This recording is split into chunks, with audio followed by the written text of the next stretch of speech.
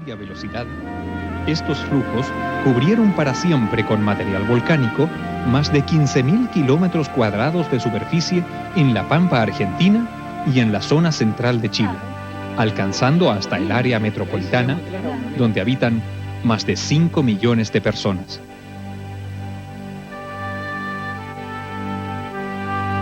¿Es posible que la dantesca historia de Pompeya y Herculano vuelva a repetirse no solo en Italia, sino también en este rincón de Sudamérica y muy especialmente sobre Santiago?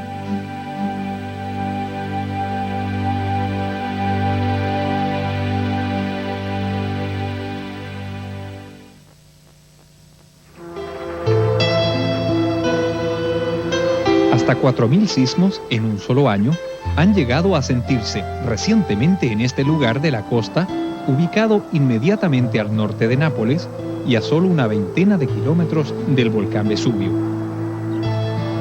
Se trata del puerto de Pozzuoli, el mismo que llegó a ser uno de los principales puertos del Imperio Romano.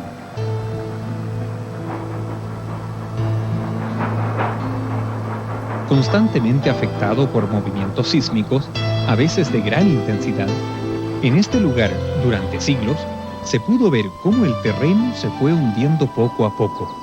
Fenómeno particularmente notorio en la costa, donde casas y edificios fueron invadidos por las aguas del mar. Sin embargo, tan anómala situación comenzó a cambiar drásticamente a partir de la década del 70, cuando de pronto sus habitantes comenzaron a notar cómo el terreno dejó de hundirse para comenzar a levantarse con sorprendente rapidez, registrándose un ascenso de más de 3,5 metros en poco más de una década.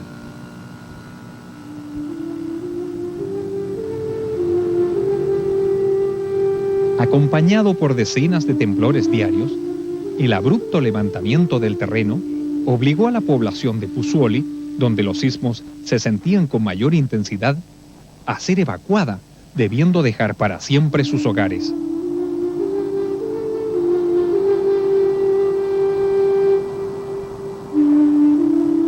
Centenares de edificios vacíos constituyen el más dramático testimonio de una ciudad virtualmente abandonada por su constante sismicidad, en un lugar donde la Tierra ha comenzado a inflarse como un verdadero globo a punto de explotar.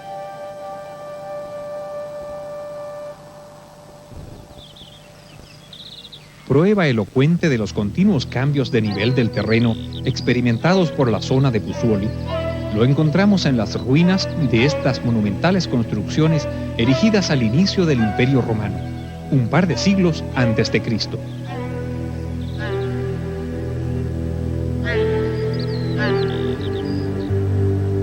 Es así como aquí podemos ver en las imponentes columnas de lo que fue un gran edificio, infinidad de agujeros labrados por un pequeño molusco marino conocido como broma de mar.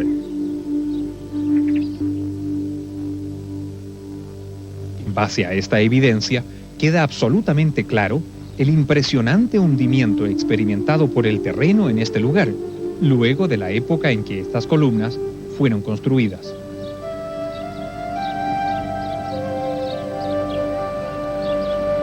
Sumergidas durante siglos más de 7 metros bajo el océano, hoy las marcas dejadas por los moluscos se encuentran a más de 10 metros por sobre el nivel del mar.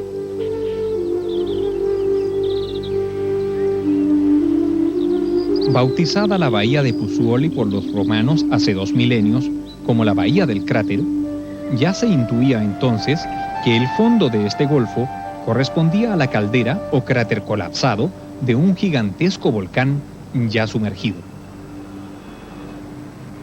Responsable de tan extraordinaria erupción ocurrida hace unos 12.000 años, fue y continúa siendo el encuentro de la placa terrestre sobre la cual se ubica el continente africano, que avanza contra la placa que alberga la península itálica. Este choque provoca el fundimiento de la masa rocosa del interior de la Tierra, transformándola en magma o lava que al acumularse a gran presión busca una salida a la superficie, formando volcanes y provocando constantes temblores hundimientos y levantamientos del terreno. Clara muestra de esta situación lo constituye la presencia de un pequeño volcán activo ubicado justo en medio de la ciudad de Pozzuoli, encontrando en su cráter numerosas grietas de las que emergen fumarolas, gases y vapor de agua.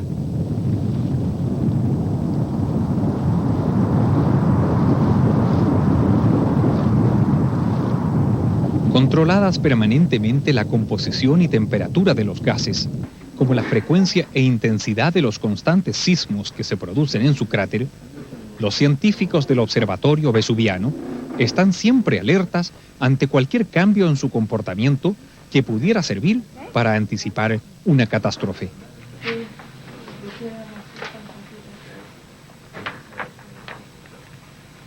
Igual atención se presta al más violento de los volcanes activos de Italia, el Vesubio, responsable de miles de muertes a lo largo de su explosiva y dramática historia, la cual se comienza a escribir el año 79 después de Cristo en un caluroso día 24 de agosto. Para los habitantes de Pompeya y Herculano, las dos ciudades más densamente pobladas del sur de la península itálica, aquella jornada había comenzado como cualquier otra.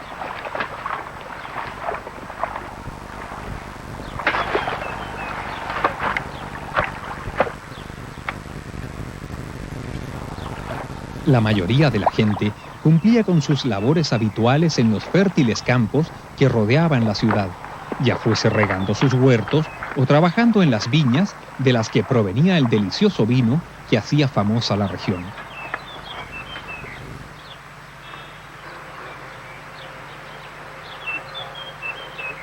Para ellos, el imponente Vesubio, que había permanecido inactivo por más de 300 años, no daba motivo alguno para pensar que se trataba de un volcán a punto de explotar. Es por esta razón que cuando pasado el mediodía comenzó a salir una densa columna de humo desde la cumbre, más que temor, causó sorpresa y desconcierto entre la población.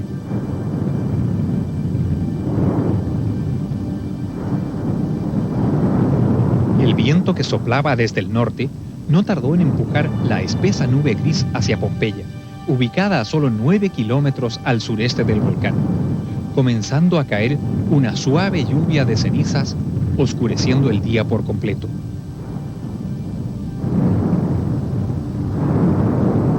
Presa del pánico, la gente buscó refugio en sus casas sin saber que los techos muy pronto cederían ante el peso de la ceniza que se acumulaba a razón de 15 centímetros por hora.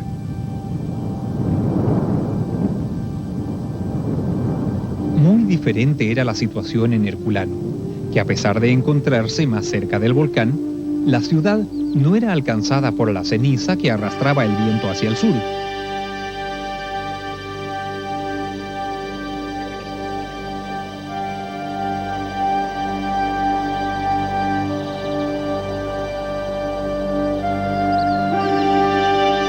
Sus calles vacías revelaban que gran parte de sus 5.000 habitantes ya habían emprendido rápida fuga, tal vez hacia el puerto de Pozzuoli.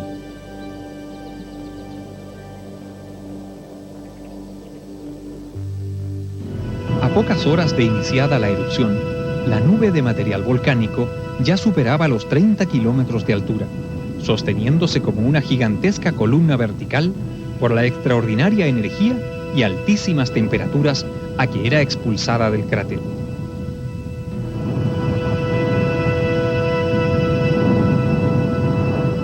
Fue poco después de la medianoche cuando la intensidad de la erupción disminuyó abruptamente, causando que la columna de ceniza ardiente se desplomara y cayera sobre sí misma, lanzándose en impresionante carrera por las laderas del volcán a más de 400 grados de temperatura.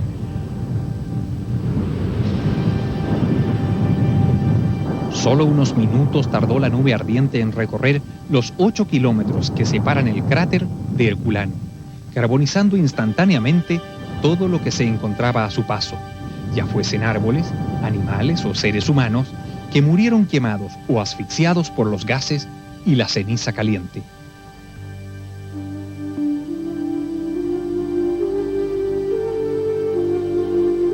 Nadie quedó vivo en Herculano.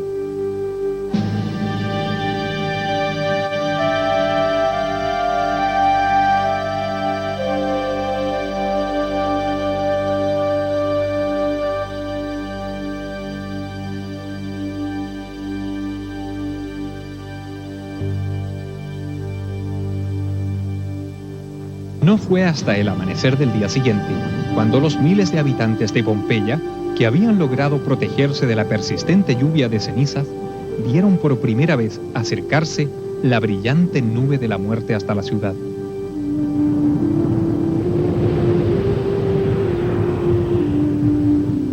Muriendo casi instantáneamente, tal como había sucedido en Herculano, miles de cadáveres quedaron diseminados tanto en el interior de las casas, templos y edificios, como sobre la ceniza que cubría calles y techos.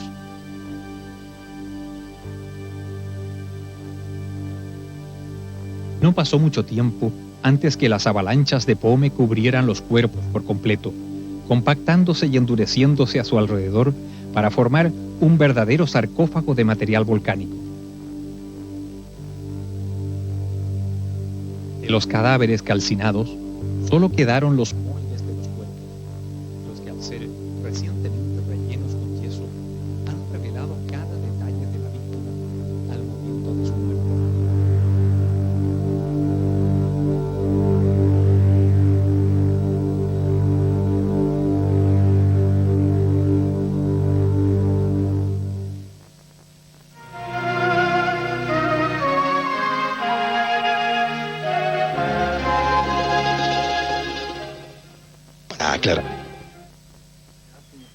Acompañados por geólogos chilenos e italianos, recorremos cada rincón de Pompeya en busca de testimonios científicos de lo que aquí sucedió. En el extremo sur de la ciudad, entre las tumbas y mausoleos de lo que fue el cementerio de la época, encontramos un corte en el material excavado que nos permite visualizar las diversas etapas de la erupción. Perfectamente claro, se aprecian los más de 2 metros de ceniza que se acumularon sobre la ciudad por espacio de casi 20 horas. Luego, una delgada capa de un par de centímetros de un material mucho más fino, casi polvillo, corresponde a la primera nube o flujo ardiente que llegó a Pompeya, siendo esta responsable de la casi totalidad de los muertos. Aquí se ven de muy poco espesor. No obstante, fueron de alta temperatura y muy destructivos. Por encima de esta capa vemos otra más oscura, de ceniza, y sobre esta una nueva capa de casi 1,80 m que corresponde a la última y más grande de las oleadas incandescentes, la que arrasó con techumbres y partes altas de las construcciones, cuyos restos nos permiten apreciar la extraordinaria energía y magnitud de esta avalancha ígnea que sepultó la ciudad. Después de 2 días de actividad con la depositación de la pila accionaria. Cubierta de material volcánico, Pompeya desapareció por completo luego de la erupción, al punto que durante los siguientes 1500 años nadie supo dónde pudo haber estado ubicada.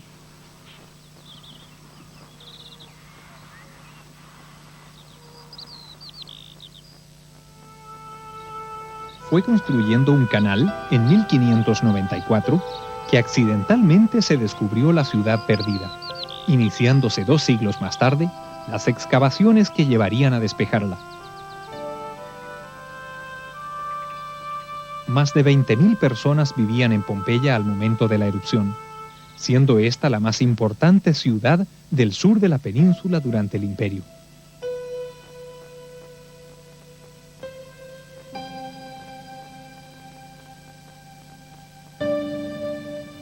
Monumentales templos y edificios ubicados en el foro o la plaza principal revelan la fuerte influencia cultural ejercida por los griegos que habían conquistado y dominado esta región de Italia hasta un par de siglos antes de Cristo, cuando fueron definitivamente expulsados por los romanos.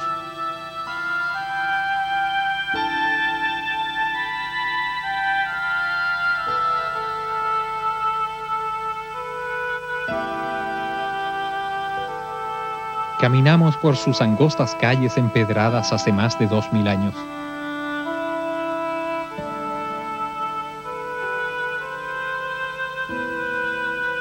Bloques instalados en las esquinas facilitaban a los peatones el cruce de la calzada.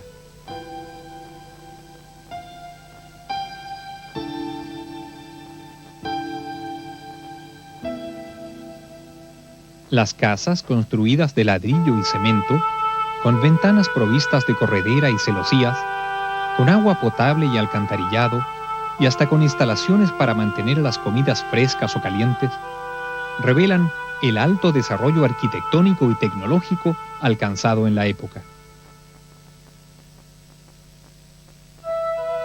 Hermosos patios y jardines interiores adornaban las casas más elegantes.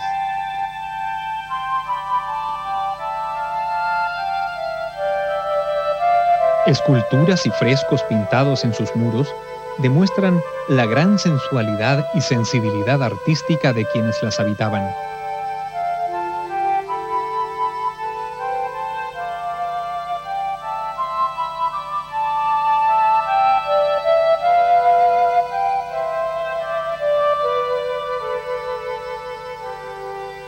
Importante era el teatro para los pompeyanos, contando con 2 grandes escenarios donde regularmente se presentaban obras dramáticas.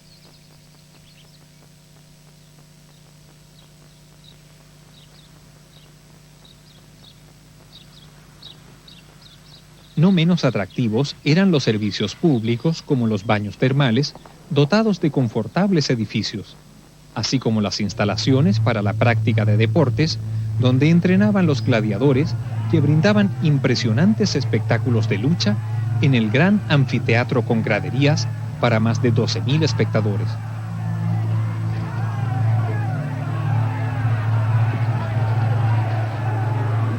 Desde aquí, imponente se ve la silueta del hoy tranquilo volcán Vesubio, tal como la vieron hasta pocas horas antes de la erupción los despreocupados habitantes de Pompeya.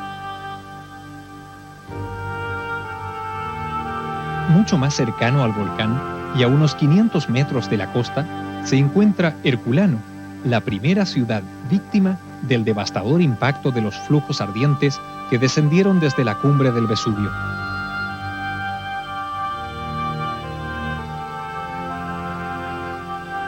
Cubierta en algunas zonas por más de 20 metros de material volcánico, solo se han logrado despejar a lo largo de 2 siglos de trabajo unas pocas cuadras de la ciudad original, habiéndose prácticamente detenido las excavaciones en la actualidad por encontrarse el resto enterrado bajo la nueva ciudad erigida sobre las ruinas.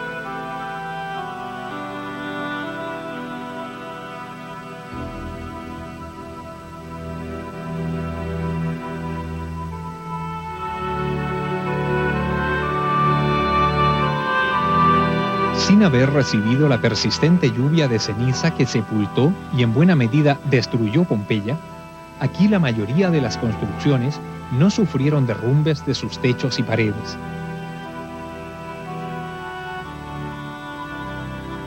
Es claro el efecto de la nube ardiente en las maderas de vigas, ventanas y puertas, las que resultaron completamente carbonizadas en cosa de segundos.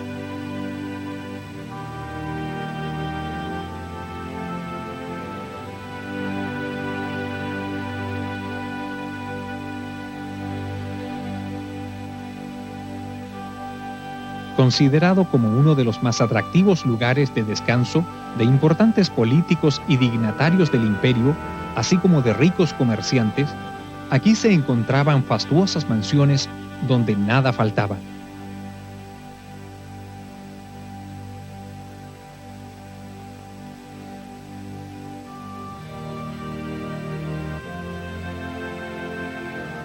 Dos grandes y lujosos edificios destinados a los baños termales revelan la gran importancia dada a esta forma de terapia física y social. Varios siglos quedó deshabitada esta región luego de la erupción, sumiéndose en el más profundo olvido no solo la existencia de las desaparecidas Pompeya y Herculano, sino también la peligrosidad del Vesubio, que volvió a tener largos periodos de tranquilidad. Fue entonces cuando se construyen nuevas ciudades en las cercanías del volcán, como Torre del Greco, ubicada a orillas del mar y a solo un par de kilómetros al sur, de donde se encontraba Herculano. Emplazada en una zona por donde suele descender lava del cráter, esta ciudad ha sido víctima en múltiples oportunidades de la furia del Vesubio. Sepultada hace 2 siglos por una corrida de lava, en aquel entonces solo quedó asomada la torre de la iglesia, recordándose aquella trágica jornada por medio de una placa que relata cómo este campanario resistió incólume la enorme erupción del 15 de junio de 1794. En el suelo vemos asomar la lava bajo la cual quedó enterrado el resto del edificio de la antigua iglesia, habiéndose construido sobre esta un nuevo templo adosado a la vieja torre de ladrillo.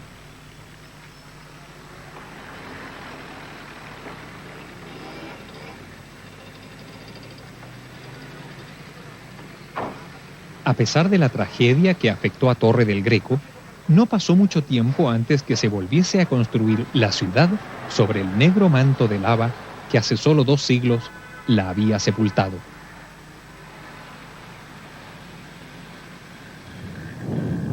«23 grandes erupciones ha tenido el Vesubio en los últimos 2 milenios, siendo la última la que se produjo el 18 de marzo de 1944 en plena Segunda Guerra Mundial. Sin que en esa oportunidad se formaran nubes ardientes, el violento volcán tuvo una erupción en la que emitió gran cantidad de lava tanto por el cráter como por fisuras laterales, desde donde escurrió en dirección a Nápoles y Torre del Greco.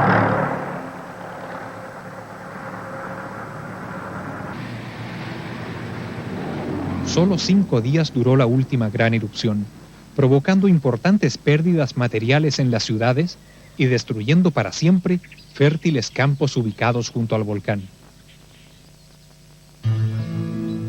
El cráter, que se había estado rellenando de lava durante décadas, luego de la erupción quedó convertido en una enorme cavidad de más de 400 metros de diámetro por 200 metros de profundidad.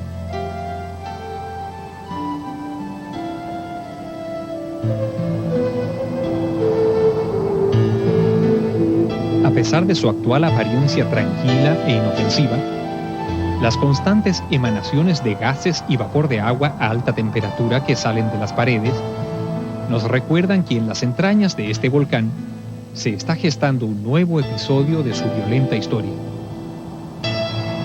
Una historia con la que más de 2 millones de personas han debido aprender a convivir. Una historia cuyo próximo y quizá más trágico capítulo esté siendo preparado por el enigmático Vesubio para un futuro, tal vez, no muy lejano.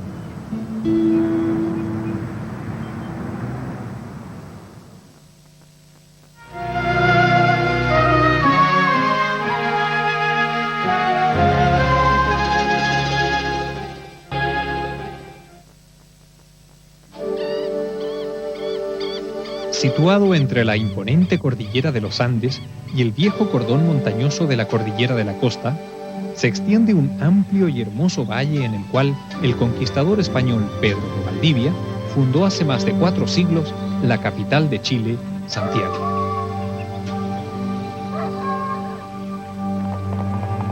Hoy, más de 5 millones de personas viven en la enorme metrópolis que ha llegado a ocupar casi por completo el ancho y fértil valle que la vio nacer.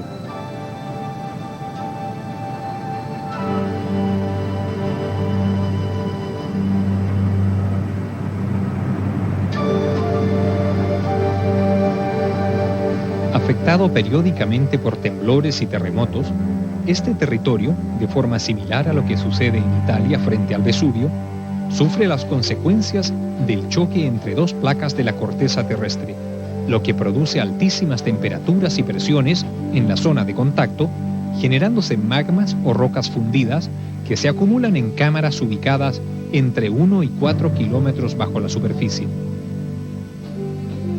Prueba elocuente de la existencia de estas cámaras la constituyen los volcanes activos, contándose alrededor de una treintena de ellos en la zona central y sur de Chile, donde se concentra gran parte de la población del país.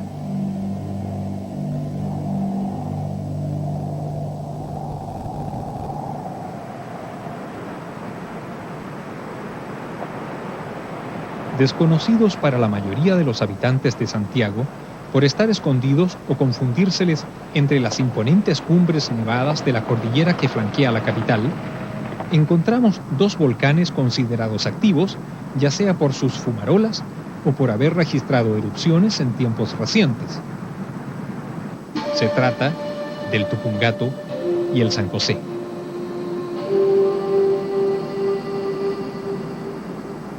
Dedicada la atención de los geólogos a estos volcanes por el peligro que pudiera significar una erupción, no fue sino hasta hace unos pocos años que un grupo de científicos comenzó a interesarse por lo que parecía ser un gigantesco cráter o caldera ubicado no muy lejos del San José, en medio de la cordillera y a solo 100 kilómetros al sureste de Santiago.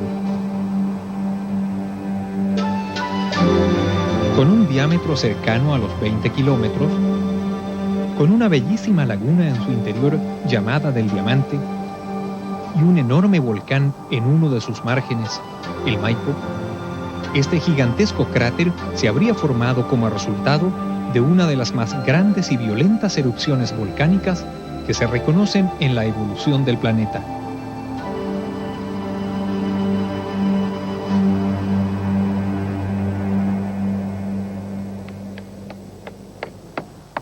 Una capa de más de 30 metros de gránulos blanquecinos de lava espumosa o pómez, a veces tan finos como polvillo, cubrió por completo Santiago y sus alrededores, siendo fácil encontrarla una vez que se aprende a reconocer.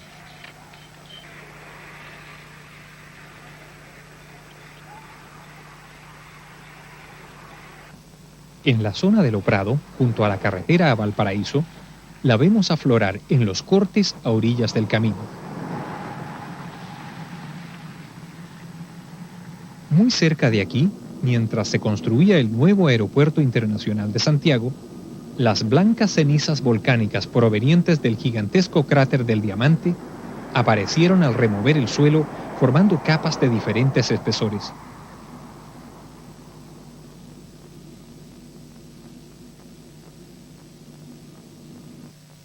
Grandes concentraciones de este material quedaron depositadas en la zona de Lo Prado y Pudahuel, donde también se les extrae para su uso industrial.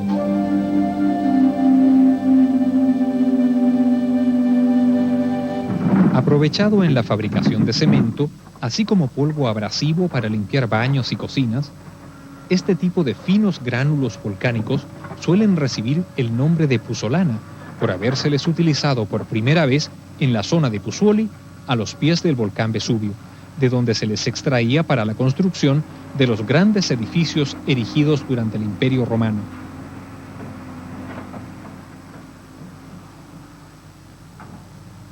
No es necesario hacer una excavación para volver a ver las cenizas en el populoso barrio de Pudahuel, donde calles, casas y hasta canchas de fútbol han sido construidas directamente sobre ellas.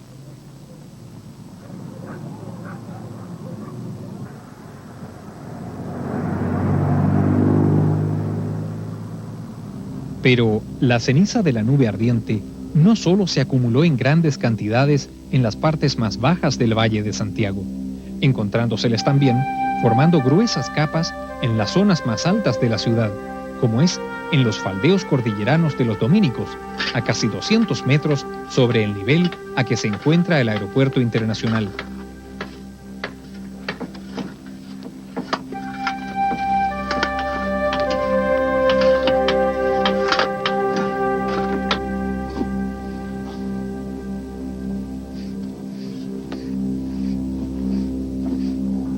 Dejamos Santiago para trasladarnos unos 100 kilómetros hacia el suroeste, hasta llegar al hermoso lago Rapel. Creado a mediados de la década de los 60 para instalar una central hidroeléctrica, es justamente en sus orillas donde volvemos a encontrar evidencias de la gran erupción.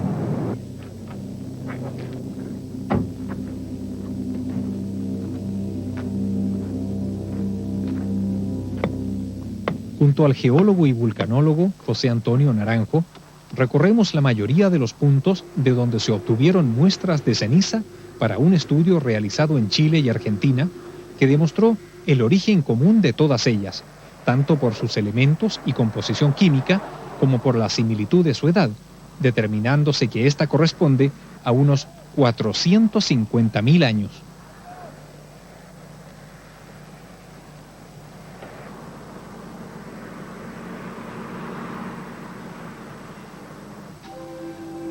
En cada lugar estudiado se midieron los espesores de los depósitos, preparándose un mapa que permitió establecer un cálculo aproximado de la cantidad de material arrojado durante la erupción.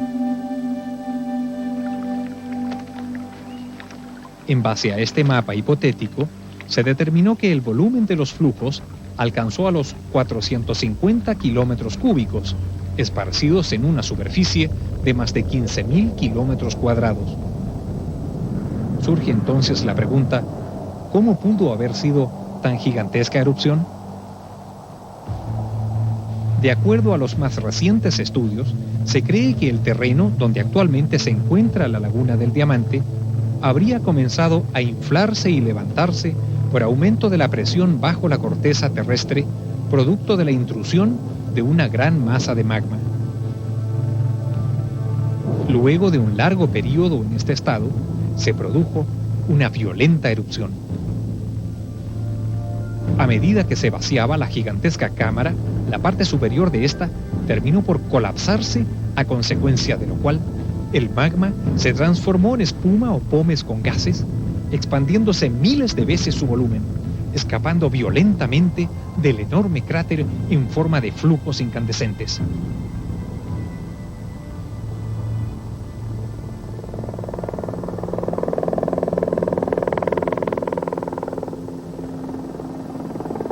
Con la cordillera cubierta de hielo producto del período glacial que afectaba al planeta en aquel entonces, las nubes ardientes se deslizaron como por verdaderos toboganes por los valles de los ríos que descienden hacia Chile y Argentina.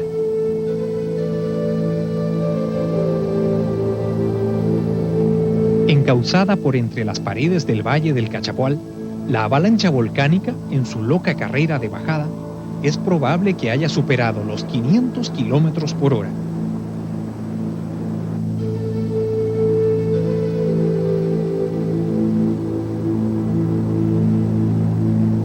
Afectadas estas montañas por las sucesivas glaciaciones que las han labrado, así como por la constante erosión, no es posible ver depósitos de material volcánico de la gran erupción en el cajón del río Cachapoal, encontrándose los primeros en los faldeos occidentales de la cordillera, en plena carretera del cobre que une Rancagua con el mineral del Teniente.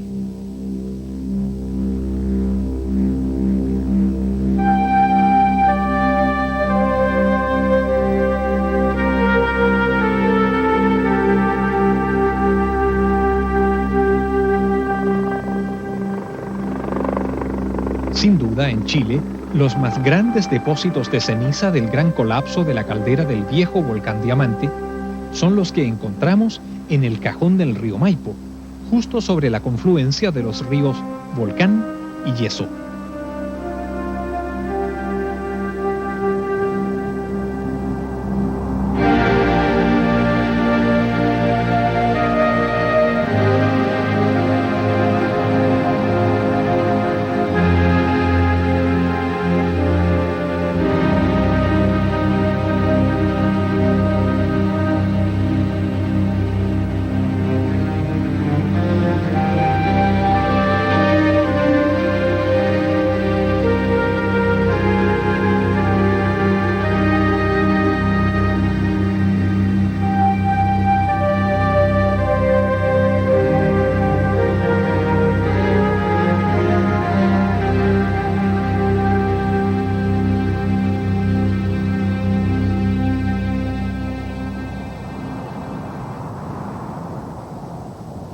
Ubicada la gran caldera del Diamante al oriente de las más altas cumbres andinas, en territorio argentino, el material expulsado durante la erupción pudo fluir mucho más fácilmente hacia el este, donde no se encontró con las grandes barreras montañosas como las que existen en el lado chileno.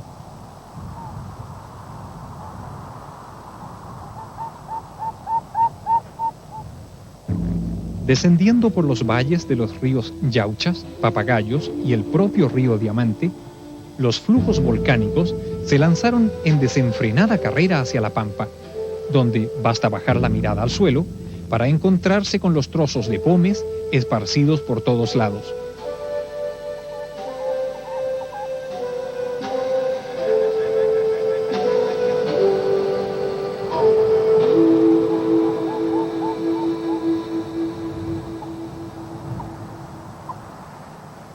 A unos 160 kilómetros al sur de la ciudad de Mendoza, volvemos a ver una cantera de donde se extrae el material volcánico, aunque aquí su destino es completamente diferente al de fabricar cemento, empleándosele en cambio en la industria textil para desteñir la tela de los jeans.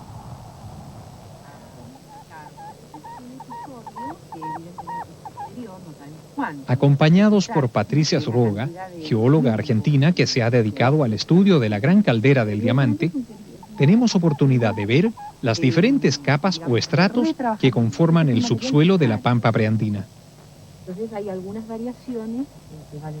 A pesar de encontrarnos a más de 70 kilómetros de la zona del volcán, aquí queda claramente expuesta la secuencia de lo ocurrido, pudiéndose ver la acumulación de grandes fragmentos de pomes expulsados desde el cráter durante la fase inicial de la erupción. Verdaderamente se transforma en un flujo de pomes. Estas flotan en el agua, ¿no? Exacto. Este es el material magmático, el material que ocupa el volcán. Correcto. Este fue el material que salió hace 450 mil años, que salió desde el Maipo y que ha llegado a casi 80 kilómetros de distancia del volcán aquí en La Pampa. Sí. Hasta más de 100 kilómetros de distancia, desde la Laguna del Diamante, se ha detectado en territorio argentino la presencia de enormes volúmenes de material volcánico originado hace 450 mil años.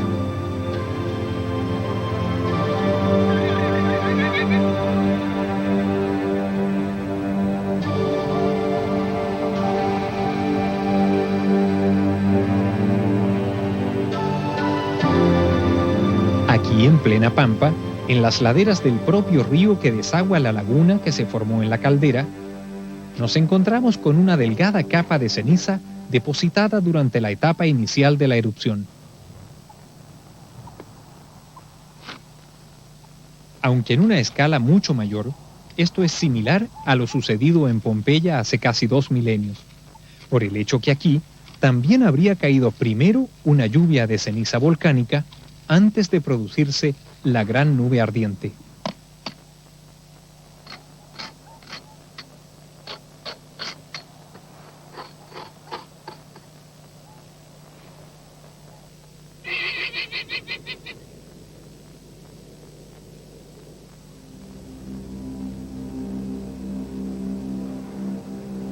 Absolutamente inaccesible desde Chile, al volcán Maipo y Laguna del Diamante solo se puede llegar internándose hacia el corazón de la cordillera de los Andes desde unos 100 kilómetros al sur de Mendoza.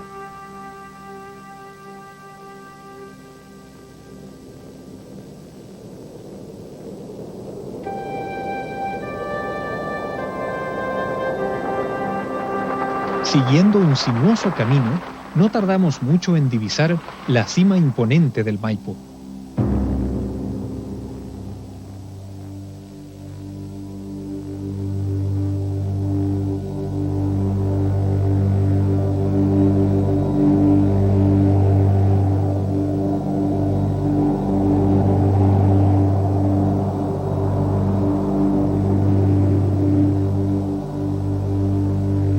Recorremos uno de los valles por donde posiblemente bajó uno de los más grandes flujos incandescentes hacia la Pampa, encontrándonos con enormes rocas que corresponden al material que formó aquella nube ardiente luego de enfriarse y solidificarse.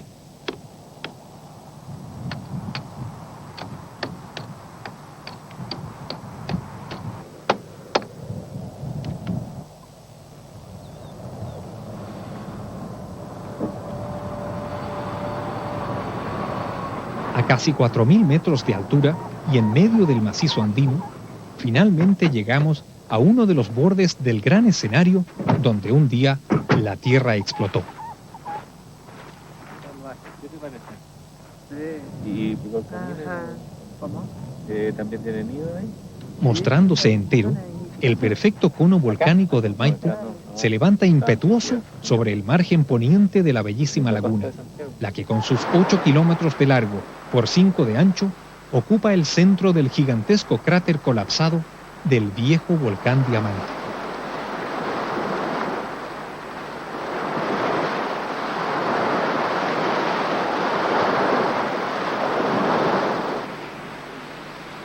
Impresionantes son las paredes casi verticales que rodean la caldera.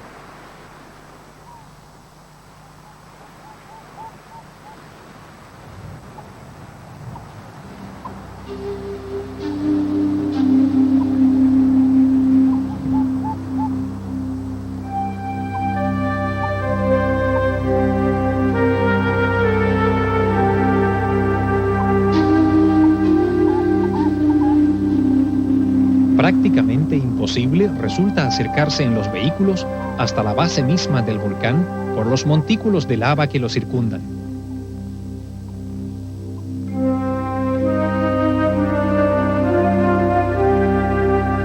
Aunque aún no se ha logrado determinar con precisión cuándo habría comenzado a erigirse el cono volcánico del Maipo, se tiene claro que este es muy posterior a la formación del enorme cráter o caldera del Diamante, estimándose que la lava más reciente, así como los pequeños conos que vemos en su base, no tendrían más que unos pocos siglos de antigüedad, existiendo incluso registros históricos de erupciones de cenizas, lo que hace que el Maipo sea un volcán activo que en cualquier momento podría volver a entrar en erupción.